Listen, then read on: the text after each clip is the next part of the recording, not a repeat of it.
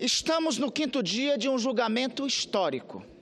Ao contrário do que se anuncia, me permitam dizer que, neste plenário, entre hoje e amanhã, nós não estaremos julgando o mandato presidencial de Dilma Vana Rousseff. Tampouco julgaremos o legado social dos governos Lula e Dilma. Não julgaremos nenhum caso de corrupção que se apresenta nos jornais. O que estaremos aqui julgando, senhoras e senhores parlamentares, é a democracia brasileira. Estaremos julgando, em última análise, se 2/3 da Câmara e do Senado detêm o poder de retirar do mandato uma presidente da República eleita com 54 milhões de votos. Estaremos julgando se uma maioria parlamentar eventual, constituída com as piores fontes dos desvios do patrimonialismo brasileiro, o fisiologismo, o clientelismo e a corrupção, pode substituir o povo brasileiro no seu voto universal, direto e secreto. Compreendo as razões da insatisfação de parte da população com o governo da presidente Dilma. Compreendo as razões que a condução da política econômica foi vacilante e não estimulou o emprego e a renda. Nesse aspecto, concordamos. Concordo com a constatação que o governo Dilma, como seu antecessor, manteve a taxa de juros nas alturas. Optou por dar segurança ao mercado financeiro. Concordo que foram negligentes do ponto de vista ambiental. Concordo que foram negligentes em projetos contra os interesses da Amazônia, como é o caso de Belo Monte, como é o caso da transposição do Rio São Francisco. Concordo ainda que na política optaram por uma aliança conservadora, sustentaram o poder de coronéis em troca de governabilidade artificial. Governabilidade tão artificial que o principal sustentáculo dessa governabilidade é o PMDB, ator central do golpe que hoje assistimos. O PMDB, com 7 ministérios, vice-presidência da República, comando da Câmara e do Senado, em quem articula esta farsa chamada impeachment. Mas reforço, isso não é um julgamento de governo. O espírito público, o poder que o povo nos delegou, não permite nós agirmos aqui com sentimento de vingança. Sei que o PT, o governo, teve inúmeros erros. Esse acerto de contas será com a história. Mas esses erros não podem fazer, nesta noite, nesta manhã, ou ainda amanhã pela manhã, condenarmos um inocente. Esta é uma decisão que afeta o povo e o futuro da nação. Se o que vencer hoje for o impeachment, abriremos as portas da democracia brasileira e do nosso dito presidencialismo de coalizão, fundado pela Constituição de 1988, para que as chamadas maiorias eventuais, baseadas na troca de cargos, na troca de emendas, nos favores, na corrupção que levou ao escândalo da Lava Jato, que essas maiorias façam chantagem ou destituam, quando quiser, qualquer futuro presidente da República, qualquer prefeito ou qualquer governador. Que parlamentares com interesses privados, que confunde o público como privado fosse, se coloquem acima dos interesses públicos e desfaçam a vontade soberana das ruas. Basta ver o que está nesse processo. Vamos ao que diz a Operação Lava Jato. Basta ver uma citação nos autos da operação, denunciado inclusive nos jornais, em que foi dito: tem que resolver, tem que mudar o governo para estancar essa sangria. Isso foi dito por um dos artífices do PMDB e do governo Temer. Isso foi fato público, notório e cuja existência nunca foi refutada. Foi com essas intenções, foi com as piores intenções, que o senhor vice-presidente da República conspirou nos bastidores, nos porões, para ascender ilegitimamente ao cargo. Por que, senhor presidente? Qual é o fundamento que tem para esse afastamento? Uma testemunha. Uma única testemunha que foi ouvida aqui. Alguns vão dizer, tem também o senhor Júlio Marcelo. Júlio Marcelo foi aqui desqualificado como testemunha e qualificado como informante. Júlio Marcelo, alguém que não honra a nobre carreira do Ministério Público. Alguém diferente de Ela Vieco, que honra a carreira do Ministério Público Federal, que honra a cadeira dos membros da Procuradoria-Geral da República. De um lado, a disfarçatez, do outro, a honrabilidade de um membro do MPF. Antônio Dávila, essa única testemunha, foi auditor do Tribunal de Contas da União. A ele caberia a formulação de parecer. E o que ocorreu, senador Humberto Costa? Ele preparou a representação que ele depois julgou. Por isso que hoje, na tarde de hoje, representamos contra esses dois senhores no Conselho Nacional do Ministério Público e no Ministério Público Federal. Senhor presidente, senhoras e senhores senadores, o que nós assistimos aqui foi um absurdo, foi uma convicção plena neste plenário de que o principal artífice da denúncia aqui, o principal articulador, na verdade, fez parte de um conluio, de uma conspiração para já ter o resultado certo por parte do Tribunal de Contas da União. É uma sequência de absurdos e isso não é razão para afastar o presidente. Em última análise, senhor presidente, senhoras senadoras, senhores senadores, o que nós vamos decidir aqui no dia de hoje é se vamos pôr fim ao mandato de uma presidente da República eleita com 54 milhões de votos e esta presidente da República convocar novas eleições presidenciais através de um plebiscito, conforme o compromisso público que ela assumiu, ou se vamos dar cabo à posse de um vice ilegítimo que quer executar um programa de retrocesso de direitos individuais e direitos sociais que em qualquer eleição um voto teria. Eu desafio os defensores desse programa biônico imposto a tentarem aprovar esse programa nas urnas. Eu desafio a tentar aprovar o fim da demarcação de terras indígenas. Eu desafio tentarem aprovar a redução da autonomia do Ministério Público Federal e da Procuradoria-Geral da República, como declarou o ministro da Justiça do governo interino. Eu desafio apresentar para o povo brasileiro a revogação da construção de 11.250 unidades habitacionais do programa Minha Casa Minha Vida. Eu desafio dizer ao povo brasileiro que quer legalizar os jogos de azar em programa submetido ao escrutínio público. Eu desafio dizer ao povo brasileiro que quer colocar como seu líder na Câmara dos Deputados alguém que responde a 7 processos criminais no Supremo Tribunal Federal. Nunca, senhores, a não ser no estado de exceção, a não ser em uma ditadura, um programa dessa natureza seria implementado e seria aplicado. Senhor presidente, senhoras senadoras, senhores senadores, se um governo é impopular, um remédio para um governo impopular não é impeachment. O remédio para um governo impopular chama-se eleições, voto, soberania da decisão do povo. Remédio para o governo popular é o exercício da soberania popular. Não existe atalhos como este que o PMDB quer percorrer por fora da vontade popular. Não existe atalhos como este que o governo biônico quer imprimir sem apreciação democrática das urnas.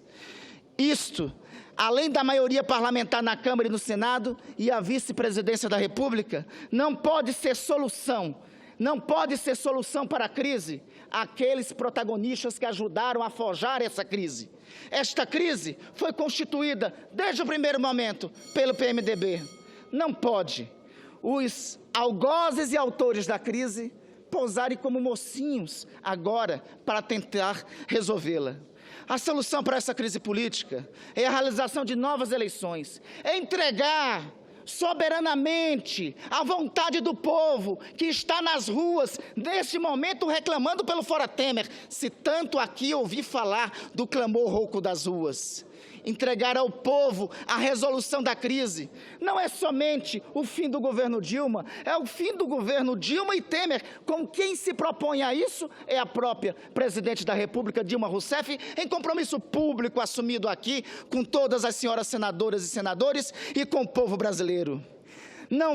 Eu não vou votar aqui a entrega do poder ao senhor Temer para que ele implemente um programa de retrocessos sociais, de retrocessos de direitos individuais. Já concluo. Vossa Excelência conclui. Senhor presidente, o que está em jogo aqui é fundamentalmente o dia depois do amanhã. O que está em jogo aqui é qual política e qual lado nós queremos entrar para a história. Eu não mancharei a minha biografia entrando para a história com a alcunha de golpista. Eu não mancharei minha biografia entrando para a história como alguém que, em um momento em que foi chamado pelo seu povo e pela sua nação para ter ato de coragem, se acovardou a partir das posições mais fáceis de serem implementadas. O que está em jogo aqui é para quem deve ser o desfecho dessa crise. Se para um governo biônico, sem a soberania do voto popular, ou para a soberania da democracia do povo, nas ruas e nas urnas. Por isso, meu voto é não ao impeachment. Agradeço.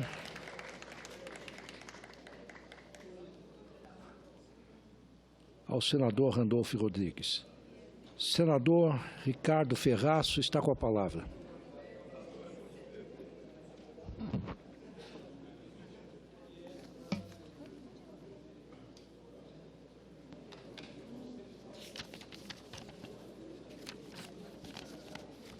Mais um, né, José Manuel? Excelentíssimo senhor presidente do Supremo Tribunal Federal, ministro Ricardo Lewandowski, que preside esta sessão do Senado Federal, chancelando e dando legitimidade constitucional a todo esse processo e esse julgamento.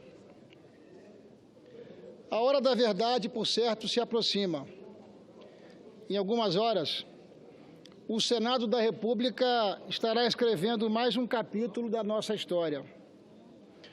Por certo, senhor presidente, senhoras e senhores senadores, brasileiros e capixabas que me confiaram o seu voto para que eu pudesse representar o Espírito Santo nessa casa, o certo é que a verdade tem sempre mais de uma face.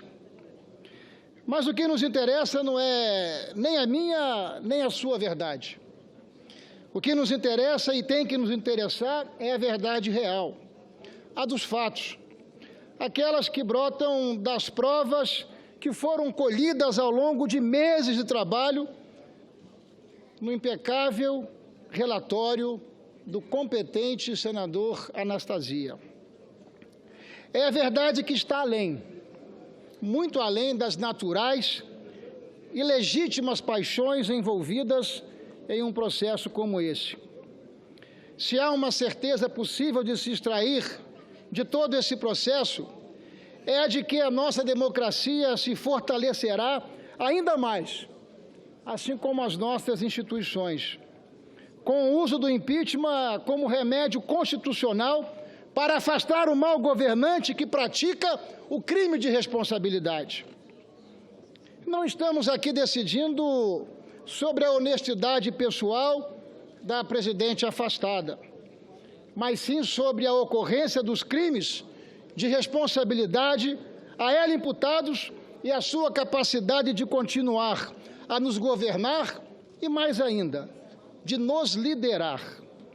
O verdadeiro fungo que corrói a árvore da democracia é a ganância e a obsessão pelo poder que podem levar até mesmo pessoas ditas honestas a praticar delitos e se corromper. De certo, muitas lições precisam ser aprendidas por todos nós nesse dramático processo. Talvez a mais importante delas é de que em nossas vidas nada mesmo vale a pena a todo e qualquer custo para chegar a lugar algum. Definitivamente, senhor presidente, senhoras e senhores senadores brasileiros, definitivamente o crime não compensa. O afastamento de uma presidente da República por burlar as leis orçamentárias e fiscais é emblemático e precisa ter um desdobramento pedagógico no dia a dia da gestão pública brasileira.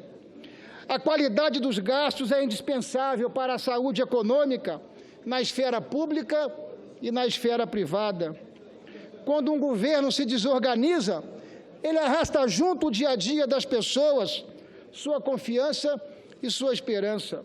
Por isso, um dos legados que se espera desse processo é o fortalecimento da cultura do respeito ao dinheiro público do contribuinte e à disciplina fiscal. E o que vale para a presidente afastada, ou que estamos afastando, tem que valer para o conjunto dos gestores públicos brasileiros. Além desse legado, outras lições serão conhecidas de agora em diante. Para isso, é preciso fazer algumas perguntas adequadas. O processo de impeachment da presidente afastada instaurou a crise que todos reconhecem, ou será ele o seu desfecho natural? Ela surgiu do nada. Foi ele um elaborado ardil para apear a presidente do poder? Claro que não. A crise não decorre do impeachment, mas decorre do mau governo. Um governo que fraudou a realidade para não afetar a sua perpetuação e a sua continuidade. Foi a perspectiva de continuar no poder que fez esse governo tratar as leis como acessório. Foi essa motivação que seduziu e corrompeu a presidente e a levou onde se encontra. A presidente, o seu partido e os seus aliados não têm o direito de se apresentarem como vítima, até porque a vítima de todo esse processo é a população brasileira. Desde a sua primeira eleição, apostaram num sistema de alianças fundado na ausência de princípios e de valores. Na vida não existe céu ou inferno, não existe sorte ou azar. O que existem são as escolhas, cada qual com as suas consequências. Quem planta vento, colhe tempestade. Desse modo de fazer política, falseando a verdade, e dessas práticas delituosas decorrem os crimes imputados nesse processo de impeachment. E quais são, finalmente, os crimes atribuídos à presidente afastada? Os de atentar contra a lei orçamentária, por expedir decretos de suplementação orçamentária sem autorização legal, e o de realizar operação de crédito vedado pela lei. Atentou ainda contra a probidade administrativa, permitindo que o patrimônio público do governo e de nossas estatais, sobretudo a Petrobras, fosse dilapidado, o que também é crime de responsabilidade passível de impeachment. São crimes graves, crimes gravíssimos, crimes que revelam a usurpação das prerrogativas exclusivas do Congresso Nacional e denotam ainda o desprezo pelas instituições. O governo mascarou a real situação de suas contas públicas de todas as formas e pelo maior tempo possível. Hoje, a sociedade, e sobretudo os mais pobres, são os mais penalizados pelas contas públicas desorganizadas. O impeachment não instalou a crise econômica, a crise política e, sobretudo, a crise moral. O impeachment é consequência da crise, seu desfecho e seu remédio absolutamente constitucional. Minha opção, senhor presidente, a minha opção, por certo, é pelo lado certo da história. Eu estou certo disso. Quem está afastando a presidente da República não somos nós. Foram as maiores mobilizações populares da história do Brasil. Nós, senadores, nós somos apenas instrumentos dessa vontade popular. Por isso, senhor presidente, eu voto pela justiça, eu voto pelo fim da impunidade. O meu compromisso é com a democracia, o meu compromisso é com o efetivo respeito às leis e às instituições do nosso país. Por isso mesmo, estarei votando sim pelo afastamento da presidente Dilma, para que, virando essa página, nós possamos estar desafiados a superar tantos e complexos desafios que se apresentam no dia a dia dos brasileiros. É nisso que eu acredito e esta é a minha convicção. Muito obrigado. Obrigado, senador Ricardo Ferraz. Antes de dar a palavra ao eminente senador Benedito Lira, eu queria trocar algumas impressões com os eminentes senadores e até para que nós possamos organizar a pauta de amanhã. O doutor Bandeira precisa convocar a sessão de amanhã. Os nossos últimos cálculos aqui indicam que o último orador falaria às 3 horas da manhã. Isso antes da inscrição do senador José Maranhão. Em torno de umas 3 e poucos, nós terminaremos. Eu estou disposto a terminar essa fase dos oradores ainda na madrugada de hoje para amanhã. Há um certo consenso, que já me foi manifestado, no sentido de que nós comecemos amanhã às 11 horas da manhã e continuemos para terminar a fase da votação amanhã, sem intervalo do almoço. Almoçaríamos depois de terminarmos a votação. Se as senhoras e os senhores estiverem de acordo, então nós convocaremos a sessão de amanhã para as 11